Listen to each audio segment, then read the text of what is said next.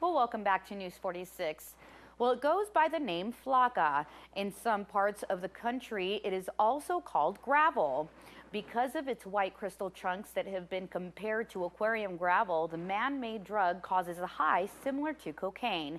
But like bath salts, a group of related synthetic drugs that were banned in 2012, Flocka has a potential to be much more dangerous than cocaine. Just a little bit of a difference in how much is consumed can be the difference between getting high and dying. A small overdose of the drug, which can be smoked, injected, or snorted, can lead to a range of extreme symptoms from excited delirium, violent behavior, spikes in body temperature, and paranoia. Cases are now being reported across the county of overdoses on the drug. Flocka gets its name from the Spanish slang for a beautiful woman, la flaca. A typical Flocka high can last 1 to several hours. However, it is possible that the neurological effect can be permanent. Not only does the drug sit on neurons, it could also destroy them. And because Flocka, like bath salts, hang around in the brain for longer than cocaine, the extent of the destruction could be greater. Another serious, potentially lingering side effect of Flocka is the effect on kidneys. The drug can cause muscles to break down as a result of hypothermia, taking a toll on kidneys. Experts worry that some survivors of Flocka overdoses may be on dialysis for the rest of their lives. Well, Tim Hafen has written a book about the history of Pahrump. Hafen is a longtime resident and developer who has resided here in the town for many years. I gave a talk there a year ago on one of the monthly lecture series they have, and it concerns the history of Pahrump. And what they did is they put this in a little loose softback, and they're giving them away, and I'm signing them if people would want to have them signed, and it's to advertise the museum. You have such abundance of history here in the Pahrump Valley. What's some of the things that really stand out?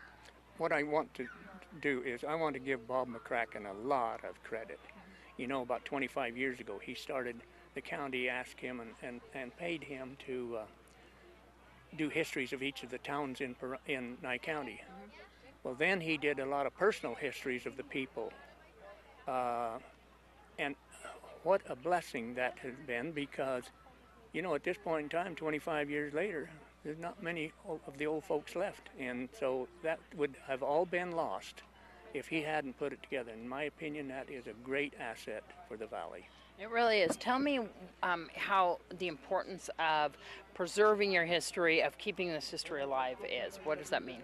Well, you know, it's very difficult to explain to a lot of people how this came about out here in the desert. It started out as a farming community.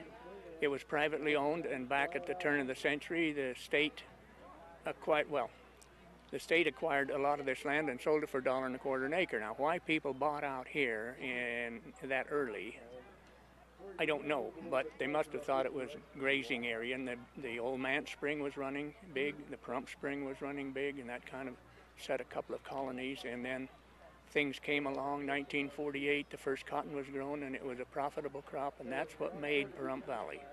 Why did you move here? Why? Yeah. To grow cotton. I was born and raised in Mesquite, Nevada, and my dad was a dairyman, and I moved out of Mesquite to get away from milking cows. So I formed a partnership with him, and we bought 840 acres for $30 an acre, nothing down. Drilled a well, and the thing flowed 1,000 gallons a minute, no pump. That put us in business. And here is contestant number 4 for the Miss Senior Golden Years pageant, Lorraine Murray. Hi, I'm Lorraine Murray, and I am contestant number 4 for Miss Senior Golden Years USA 2015. I've been a resident of Pahrump now for 14 years. When my husband and I, you might know him, Tim, moved to Pahrump. I've lived here and volunteered throughout the community and have met many wonderful people. So our pageant will be held at Saddle West Casino on June the 6th at 7 p.m. For all the fun and entertainment, join us that night, June 6th, 7 p.m., Saddle West. Come on out. And when we return, we'll have your weather with Noah Began, so don't go anywhere. News 46 weather is brought to you by your local dairy farmers. Dairy products are very important in maintaining a healthy body. Hello and welcome back to News 46. Today is Tuesday, June 2nd. Today we had sunny skies with a high of 90 degrees. Your average temperature around this time of year is 95 degrees. Winds were coming from the southwest today at 9 miles per hour with gusts up to 15 miles per hour. The UV index today was 7, which is high. Humidity was at 10% today. Sunrise was at 5:29 this morning, and the record high in 2003 was 107 degrees. Well, tonight we'll have clear skies with a low of 63 degrees. Your average temperature around this time of year is 71 degrees. Winds will be coming from the southwest this evening at 7 miles per hour with gusts up to 10 miles per hour. Humidity will be at 24%. Sunset will be around 7:57 this evening, and the record low back in 1955 was 49 degrees. Well, tomorrow we'll have sunny skies with a high of 91 degrees and a low of 62 degrees. Winds will be coming from the southwest at 9 miles per hour with gusts up to 14 miles per hour. Humidity will be at 18%. Sunrise will be at 5:28 tomorrow morning, and the UV index will be 10, which is very high. For our 7-day forecast, again, a mostly sunny week with a few extra clouds showing up this Thursday. Your high temperatures will be starting off in the high 80s and low 90s. That pattern should be continuing until about early next week, where the temperatures will be rising all the way up into the high 90s by next Tuesday. Your low temperatures will be looking at a similar pattern starting off in the low 60s. That'll be going up into the high 60s by next Tuesday.